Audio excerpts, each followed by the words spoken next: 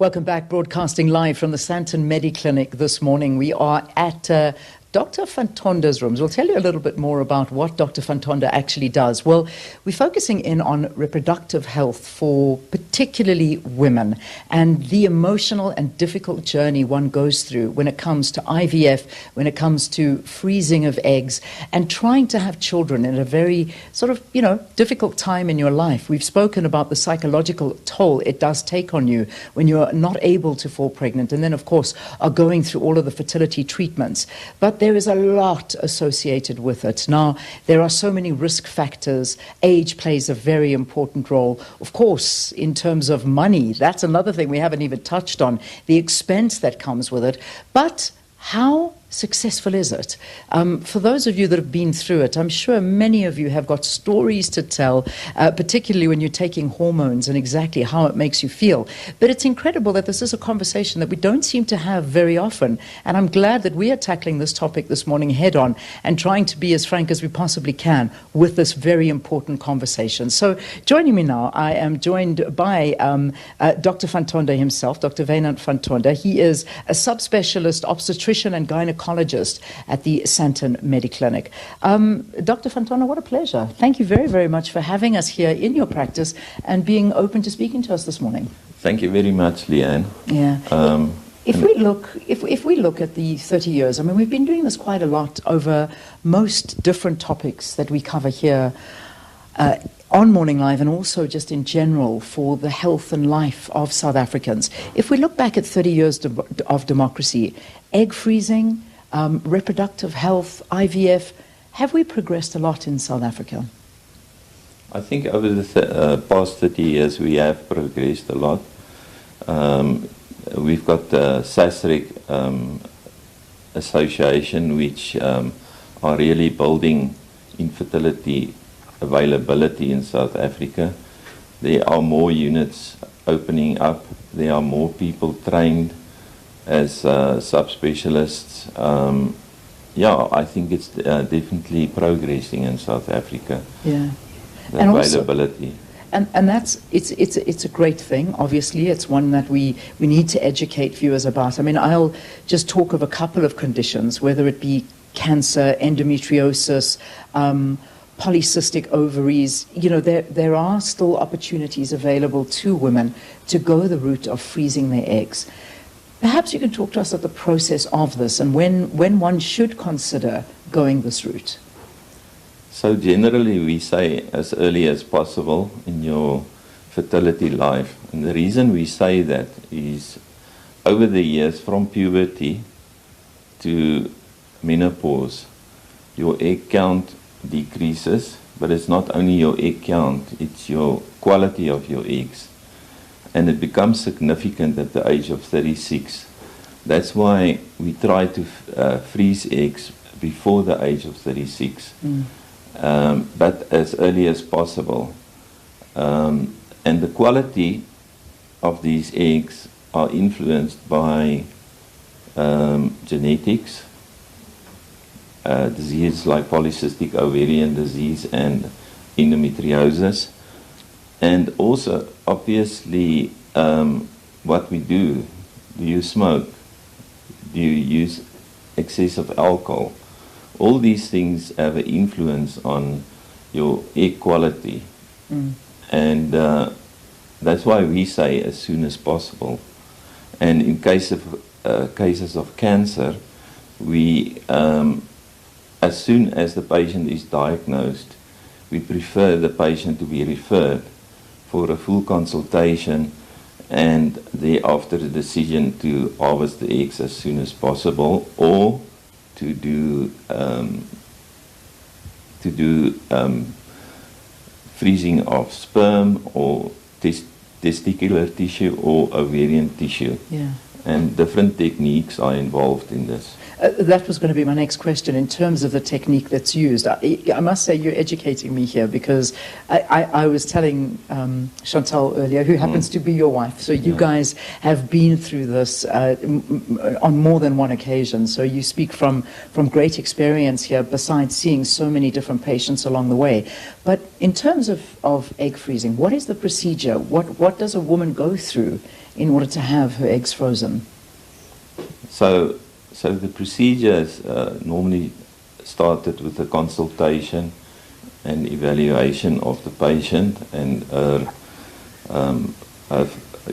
fertility potential and how many eggs we can harvest, what dosage of medication we're going to use, etc. It started by normally stimulating the patient with hormonal medication, basically FSH alone or FSH and LH in injectable forms, and normally the patient uses that for about 10 days. After 10 days we normally do a trigger where we actually where the egg actually undergoes its final maturation phase, and then 34 to 36 hours later we extract the eggs under sedation and given normally by an anaesthetist, and then the eggs are frozen in the laboratory after cleaning all the surrounding cells. Okay. And we freeze only metaphase 2 oocytes. How long can you freeze an egg for? That it can still be used? Indefinite. Indefinitely? Yeah. So you can, and the freezing happens here in South Africa, it is stored in South Africa? Yeah, most of the eggs are stored in South Africa. If people move abroad, there's also ways and means to transfer it overseas. Okay. And so it can be stored, and a lot of people ask me what happens to the egg if you thaw it. So with modern freezing or cryopreservation techniques, at least 99% of these eggs do survive. Sure. Under bad conditions, at least 94%. Amazing. So a procedure like that, because I'm going to move on to IVF after that, a procedure like, having your eggs frozen and then, trying to, when you are ready, if anything does happen, have a baby like that. How much is a procedure like that? Because the cost is a massive focus of this, I imagine. Yeah, so egg freezing in South Africa in the private sector can cost anything between 50 and 120,000, depending on the unit. So it is very costly. Yeah. The sooner we do it, or at a younger age, the easier the stimulation. So you don't use a lot of medication. Okay. So with minimal stimulation, you can get the same effect as in an older woman with older Indeed. So follicles. so that's one of them. And just in terms of the amount of procedures that a woman can have for freezing their eggs, can I come in more than once? Yeah. Okay. In most cases, we want at least 20 to 30 oocytes to be frozen, and the reason for that is because we know how many embryos potentially we can create out of those 20 to 30. So sometimes it is multiple procedures that's needed, depending on the age of the patient and the quality. How many can you get out in one procedure in terms of eggs? Well, mostly the ideal is between 8 and 15, but in very young patients freezing the eggs, it can go up to 50, 60 in one go. It's incredible. That's fascinating. I Yeah. had no idea. IVF now, this is something that I must say I've had many close friends go through, and I've watched the difficult journey, and it Yeah. is a very difficult journey. And Chantal and I spoke in an earlier crossing about the psychological toll it takes not only on the woman, in her body, the hormones and everything else, but also on her partner. It's a big thing. But in terms of IVF, how successful is it? So there are different units that publish different figures.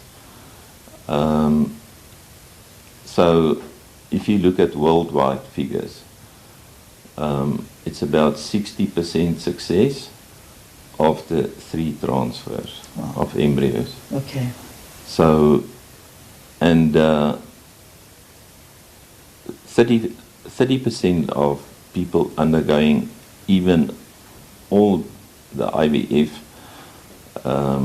procedures and medications, etc., that's available, 34% of patients still don't fall pregnant, which is very sad. In those cases, we can offer them sometimes donor egg, donor sperm, depending what the problem is. Sometimes we have to use surrogates, and people can also adopt. And that's also always a beautiful option to go through as well. But I want to ask you, and we've been speaking about age as being a real big player in all of this, and the younger the better, and obviously your fertility and your health is better. However, there are a lot of women these days that, and that's why the egg freezing, I imagine, is a great way to go. But say you haven't done that, but you're an older woman. When I say older, I'm allowed to say that you're heading more into your 40s. You still want to have children. What is the eldest patient that you have helped have a child through IVF? 50 years of age. I normally don't advise patients over 50, and the reasons is for medical conditions that they have. Yeah, the risk just gets higher every year. And what they must also realize is that by the age of 70, a child will only be 20 years of age. So, so there's a lot of ethical matters involved when you make that decision. But I think in most countries and in most units, big units in the world, the cutoff age is 50 years It's 50 of age. years of age. Well, I mean, it's interesting because these days you find that women are having children later and later, but it does play a toll, and there are many issues to take into consideration around that. But there is always hope. I mean, and I think that that's what's important, and that's why I'm loving the Hope Clinic that we hear and we find ourselves. Because you have a website, and I want to touch on that in case people want to join it. There's a website that you have a Q&A session. It's an online service and a Q&A session. The details, how does that work?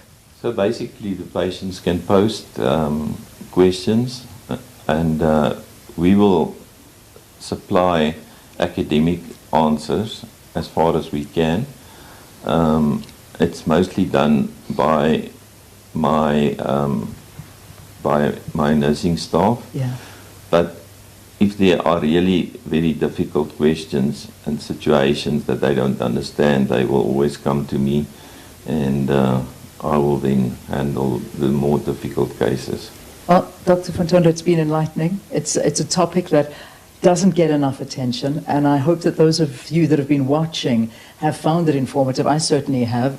Luckily, I'm done with my children. I don't want any more. I'm good. I'm dealing with hormonal children at the moment. Never mind my hormones. That's another story altogether. But so interesting, and it really is, especially when you're talking to parents that are going through something like this, how difficult it is. And the worst part is it's never spoken about. It's always something that is, spoken about behind closed doors, and the difficulty that couples go through in this process. I think it's important that we do have these conversations and are very open about it. So Dr. Wynand van Tonder, he of course is a subspecialist obstetrician and gynecologist, talking to us about both IVF and of course freezing of eggs for women who of course are looking to have children, have families, or doing it much later on in their lives.